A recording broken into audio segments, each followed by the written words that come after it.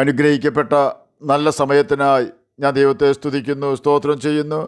ദൈവവചനം ശ്രവിച്ചു കൊണ്ടിരിക്കുന്ന എല്ലാ ദൈവമക്കൾക്കും വീണ്ടും വരാമെന്നരുളി ചെയ്തവനായ കർത്താവായ യേശു ക്രിസ്തുവിൻ്റെ ധന്യനാമത്തിൽ ഞാൻ എൻ്റെ സ്നേഹവന്ദനം അറിയിക്കുന്നു.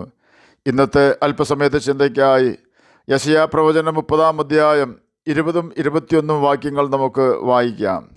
കർത്താവ് നിങ്ങൾക്ക് കഷ്ടത്തിൻ്റെ അപ്പവും ഞെരുക്കത്തിൻ്റെ വെള്ളവും മാത്രം തന്നാലും ഇനി നിൻ്റെ ഉപദേഷ്ടാവ് മറഞ്ഞിരിക്കുകയില്ല. നിൻ്റെ കണ്ണ് നിൻ്റെ ഉപദേഷ്ടാവിനെ കണ്ടുകൊണ്ടിരിക്കും. നിങ്ങൾ വലത്തോട്ടോ ഇടത്തോട്ടോ തിരിയുമ്പോൾ വഴി ഇതാകുന്നു, ഇതിൽ നടന്നുകൊള്ളുവിൻ എന്നൊരു വാക്ക് പുറകിൽ നിന്നും കേൾക്കും. അനുഗ്രഹിക്കപ്പെട്ട വേദവാക്യങ്ങളാണ് നാം കേട്ടത്. ശരിയായ വഴി അറിയുക എന്നത് ഏതൊരാളുടെയും ആവശ്യമാണ്. ശരിയായ വഴി അറിഞ്ഞില്ലെങ്കിൽ തെറ്റായ സ്ഥലത്ത് നാം എത്തിച്ചേരും എന്നതിന് സംശയമില്ല. അപ്രകാരം വഴിതെറ്റി ചെല്ലുന്നത് ഭയാനകവും അപ്പോൾ തന്നെ മടങ്ങി വരുവാൻ പറ്റാത്തതുമായ ഭീകര സ്ഥലത്താണെങ്കിൽ വഴി തെറ്റിയ വ്യക്തിക്ക് ശേഷിക്കുന്ന നാളുകളെല്ലാം കഷ്ടതയായിരിക്കും. ഇന്ന് ഭൂമിയിൽ നാം ആരും അറിയാതെ എത്രയോ നിരപരാധികൾ കള്ളക്കേസിൽപ്പെട്ട് ഭൂമിയിലെ പല ജയിലുകളിൽ കഴിയുന്നു. ചില വ്യക്തികൾ ദൈവകൃപയാൽ അവിടെ നിന്നും രക്ഷപ്പെട്ടിട്ടുണ്ട്. അങ്ങനെയുള്ള വ്യക്തികളുടെ അനുഭവം വാർത്താ മാധ്യമങ്ങളിലൂടെ നാം ചിലപ്പോഴെല്ലാം കേൾക്കാറുമുണ്ട്.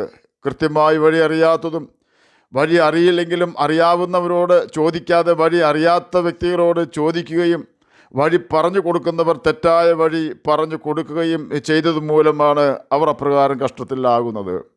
നയാഗ്ര വെള്ളച്ചാട്ടത്തിന് ഉദ്ദേശം 5 കിലോമീറ്റർ മാത്രം ദൂരമുള്ളപ്പോൾ വെള്ളച്ചാട്ടം കാണുവാനായി ചെന്ന വിദേശ ടൂറിസ്റ്റുകൾ സമീപത്തെ ഒരു വ്യക്തിയോട് ചോദിച്ചു, നയാഗ്ര വെള്ളച്ചാട്ടത്തിനടുത്തേക്ക് എത്ര കിലോമീറ്റർ ദൂരമുണ്ട്? അങ്ങോട്ടുള്ള വഴി ഇത് തന്നെയല്ലേ എന്ന്. അവരുടെ ചോദ്യം കേട്ട് ആ നാട്ടുകാരൻ പറഞ്ഞു, നിങ്ങൾ കേൾക്കുന്ന വലിയ ശബ്ദം നയാഗ്ര വെള്ളച്ചാട്ടത്തിൻ്റേതാണ്. നിങ്ങൾ യാത്ര ചെയ്യുന്ന വഴി തന്നെയാണ് ശരിയായ വഴി. ഉദ്ദേശം 5 കിലോമീറ്റർ ദൂരമേ ഉള്ളൂ ഇനി നയാഗ്ര വെള്ളച്ചാട്ടത്തിനടുത്ത് എത്തിച്ചേരുവാൻ. ഇത്രയും കേട്ടപ്പോഴേക്കും ടൂറിസ്റ്റുകൾക്ക് ആവേശമായി.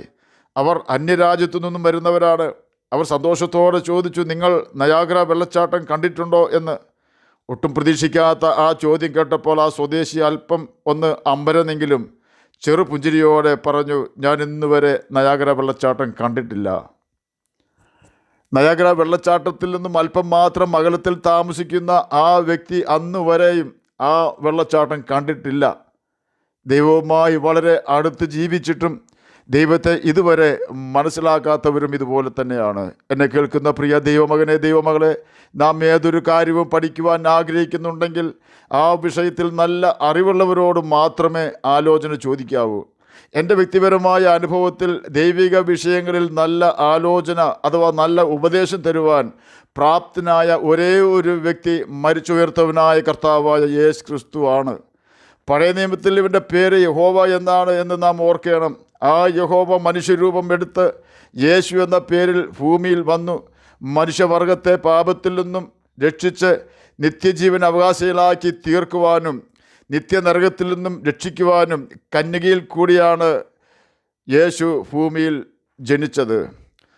തന്നെയുമല്ല, യേശു നമ്മെപ്പോലെ ഭൂമിയിൽ ജീവിക്കുകയും ദൈവരാജ്യത്തിൻ്റെ സുവിശേഷം പ്രസംഗിക്കുകയും സകല രോഗികളെയും സൗഖ്യമാക്കുകയും മരിച്ചവരെ ഉയർപ്പിക്കുകയും കുരുടരെ സൗഖ്യമാക്കുകയും ഊമരെ സംസാരിക്കുമാറാക്കുകയും ചെകിടരെ കേൾക്കുമാറാക്കുകയും മുടന്തരെ തുള്ളിച്ചാടുമാറാക്കുകയും പിശാച് ബാധിച്ചവരെ വിടുവിക്കുകയും നമ്മുടെ പാപവും ശാപവും സ്വന്തം ശിരസിൽ ചുമന്ന് നമ്മുടെ ശാപം മാറ്റുവാൻ സ്വയം ശാപഗ്രസ്തനായി തീർന്ന് കുരിശിൽ തറയ്ക്കപ്പെടുകയും മരിക്കുകയും 3-ാം ദിവസം ഉയർക്കുകയും പിതാവിൻ്റെ വലത്തുഭാഗത്തിരുന്ന് നമുക്ക് വേണ്ടി ഇന്നും പിതാവിനോട് മധ്യസ്ഥത യാചിച്ചു കൊണ്ടിരിക്കുകയും ചെയ്യുന്നു.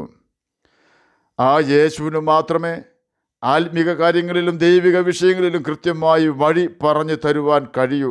നല്ല ഉപദേശം തരുവാൻ യേശുവിന് മാത്രമേ കഴിയൂ. യേശു ഭൂമിയിൽ വന്നത് ചില വ്യക്തികൾക്ക് യേശുവിൻ്റെ നാമത്തിൽ ജോലി ലഭിക്കുവാനല്ല, സമ്പത്തുണ്ടാക്കുവാനല്ല, മറിച്ച് കാണാതെ പോയ അഥവാ ദൈവസന്നിധി വിട്ടുപോയ മനുഷ്യരെ അന്വേഷിച്ച് കണ്ടെത്തി ദൈവത്തിൻ്റെ അടുത്തേക്ക് മടക്കി കൊണ്ടുവരേണ്ടതിനു വേണ്ടിയാണ് കർത്താവായ യേശു ക്രിസ്തു ഭൂമിയിൽ വന്നത്. അങ്ങനെയുള്ള യേശുവിൻ്റെ നാമം ശക്തിയുള്ളതാണ്. സാത്താൻ വിറയ്ക്കുന്ന നാമമാണത്. ആ യേശുവിൻ്റെ അടുത്തേക്ക് ഓടിച്ചെല്ലുവാൻ ഇന്ന് ഭൂമിയിൽ ജീവിക്കുന്ന ഏതൊരു വ്യക്തിക്കും അനുവാദമുണ്ട്. യോഹന്നാൻ എഴുതിയ സുവിശേഷം 6-37 യേശു പറഞ്ഞു, പിതാവ് എനിക്ക് തരുന്നതൊക്കെയും എൻ്റെ അടുക്കൽ വരും. എൻ്റെ അടുക്കൽ വരുന്നവനെ ഞാൻ ഒരു നാളും ഉപേക്ഷിക്കുകയില്ല. എബ്രായർക്ക് എഴുതിയ ലേഖനം 4-14 ഇപ്രകാരം രേഖപ്പെടുത്തിയിരിക്കുന്നു, അതുകൊണ്ട് കരുണ ലഭിപ്പാനും തത്സമയത്ത് സഹായത്തിനുള്ള കൃപ പ്രാപിപ്പാനുമായി നാം ധൈര്യത്തോടെ കൃപാസനത്തിന് അടുത്ത് ചെല്ലുക. ഇവിടെ കൃപാസനം എന്ന് പറയുന്നത് പഴയ നിയമത്തിലെ കൃപാസനമല്ല. പഴയ നിയമത്തിലെ കൃപാസനം എന്നത് ദൈവ സാന്നിധ്യം ഇറങ്ങി വസിക്കുന്ന ഇടമായിരുന്നു. എന്നാൽ പുതിയ നിയമത്തിലെ കൃപാസനം എന്നതുകൊണ്ട് ഉദ്ദേശിക്കുന്നത് ഒറിജിനൽ കൃപാസനത്തിൻ്റെ മുകളിൽ ഇരിക്കുന്നവനായ കർത്താവായ യേശു ക്രിസ്തുവിനെ തന്നെയാണ്.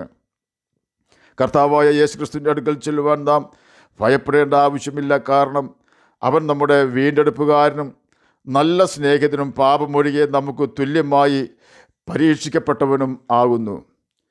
തന്നെക്കുറിച്ച് മോശയുടെ പുസ്തകങ്ങളിലും പ്രവാചക പുസ്തകങ്ങളിലും സങ്കീർത്തനങ്ങളിലും എന്തെല്ലാം രേഖപ്പെടുത്തിയിരിക്കുന്നുവോ അതെല്ലാം മനുഷ്യവർഗത്തെ അവരുടെ പാപത്തിൽ നിന്നും ശാപത്തിൽ നിന്നും നിത്യനരകത്തിൽ നിന്നും രക്ഷിക്കുവാനായി നിവൃത്തി വരുവാൻ തക്കവണ്ണം സകലവിധ കഷ്ടതകളും നിന്ദ്യമായ ക്രൂശുമരണവും അനുഭവിച്ചുകൊണ്ട് മരിച്ച് ഉയർത്തവനാണ് കർത്താവായ യേശു ക്രിസ്തു.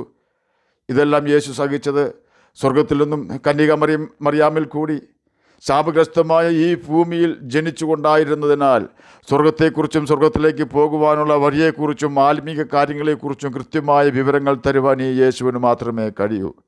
ഭൂമിയിൽ മറ്റനേക യേശുവും അവരുടെ എല്ലാം പ്രതിനിധികളും ഉണ്ടെന്ന കാര്യം ഞാൻ വിസ്മരിക്കുന്നില്ല. ചില യേശുവിന് തൻ്റെ ജനം വിഗ്രഹത്തെ ആരാധിച്ചാൽ കുഴപ്പമില്ല.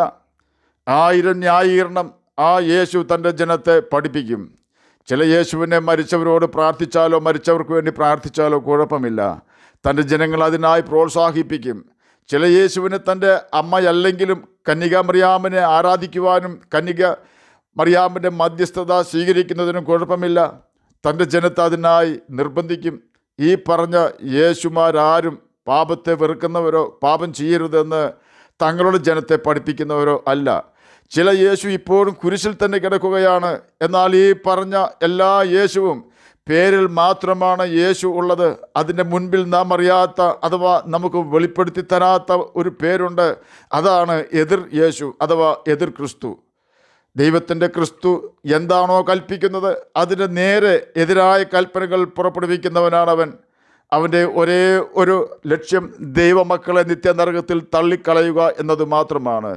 ദൈവാലയത്തിൽ ഇരുന്നു കൊണ്ട് ദൈവമാണെന്ന് അഭിനയിച്ച് അഥവാ നടിച്ച് ദൈവമെന്നോ പൂജാവിഷയമെന്നോ പേരുള്ള സകലത്തിന്മേൽ തന്നെത്താൻ ഉയർത്തുന്നവനാണ്.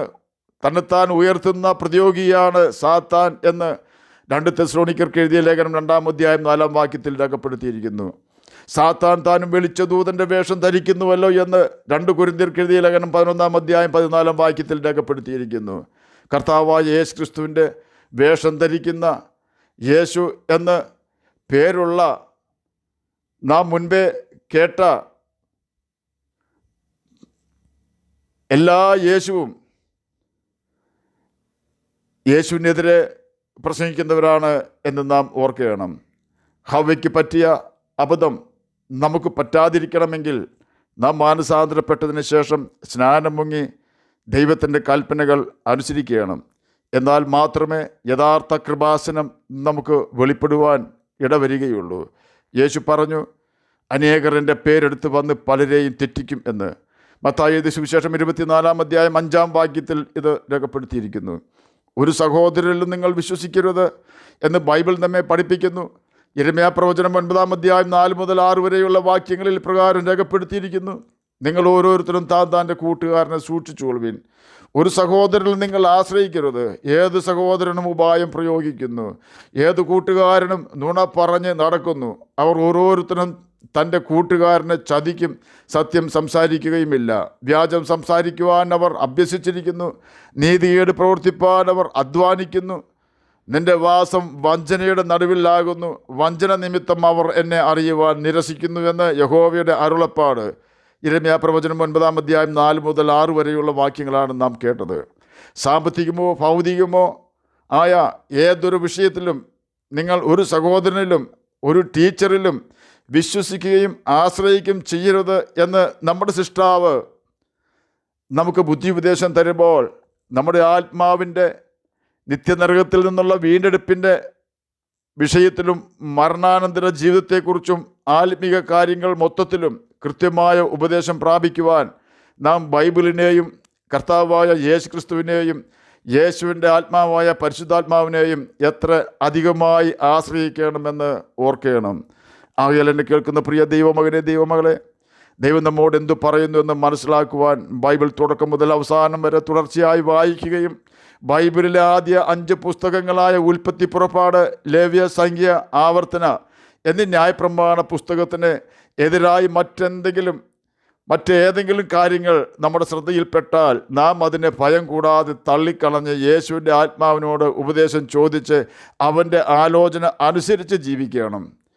യേശുവിൻ്റെ ശബ്ദം മന്ദമായതും നമ്മിൽ പാപമുണ്ടെങ്കിൽ കേൾക്കുവാൻ കഴിയാതെ വരുന്നതും ആകയാൽ ബൈബിൾ വായിക്കുവാൻ തുടങ്ങുന്നതിന് മുമ്പേ നമ്മുടെ പാപങ്ങൾ ക്ഷമിക്കണമേ എന്ന് യേശുവിനോട് പ്രാർത്ഥിച്ച് ബൈബിൾ വായിക്കുവാൻ തുടങ്ങുക.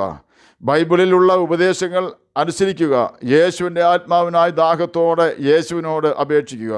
ദാഹിക്കുന്നവൻ എൻ്റെ അടുക്കൽ വന്ന് കുടിക്കട്ടെ, അവരുടെ ഉള്ളിൽ നിന്നും തിരുവെഴുത്ത് പറയുന്നത് പോലെ ജീവജലത്തിൻ്റെ നദികൾ ഒഴുകുമെന്ന് യോഹന്നാൻ എഴുതിയ സുവിശേഷം 7-ാം അധ്യായം 17 മുതൽ 19 വരെയുള്ള വാക്യങ്ങളിൽ രേഖപ്പെടുത്തിയിരിക്കുന്നു.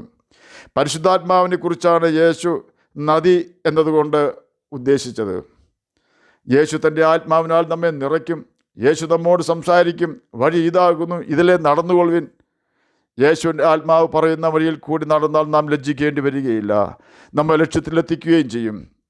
ജീവിതത്തിൽ ദുഷ്ടൻ കൊണ്ടുവരുന്ന പ്രതിസന്ധികളിൽ നിന്നും പ്രശ്നങ്ങളിൽ നിന്നും രോഗങ്ങളിൽ നിന്നും നമ്മെ വിടുവിക്കുവാൻ യേശു രക്ഷിക്കുന്ന വീരനായി നമ്മോട് കൂടെ ഇരിക്കും എന്ന് മത്തായി എഴുതിയ സുവിശേഷം 28-ാം അധ്യായം 20-ാം വാക്യത്തിൽ രേഖപ്പെടുത്തിയിരിക്കുന്നു.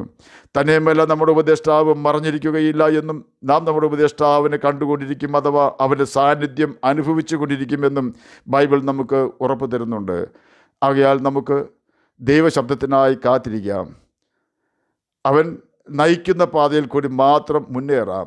നാശത്തിലേക്കുള്ള വീതി കൂടിയ പാത ഉപേക്ഷിച്ച് നിത്യജീവൻ്റെ ഇടുക്കവും ഞെരുക്കവുമുള്ള പാത തിരഞ്ഞെടുക്കാം. അതിന് കർത്താവ് നമ്മെ സഹായിക്കട്ടെ എന്ന് പ്രാർത്ഥിച്ചുകൊണ്ട് ഞാൻ എൻ്റെ വാക്കുകളിൽ നിന്ന് വിരമിക്കുന്നു. നമുക്ക് പ്രാർത്ഥിക്കാം.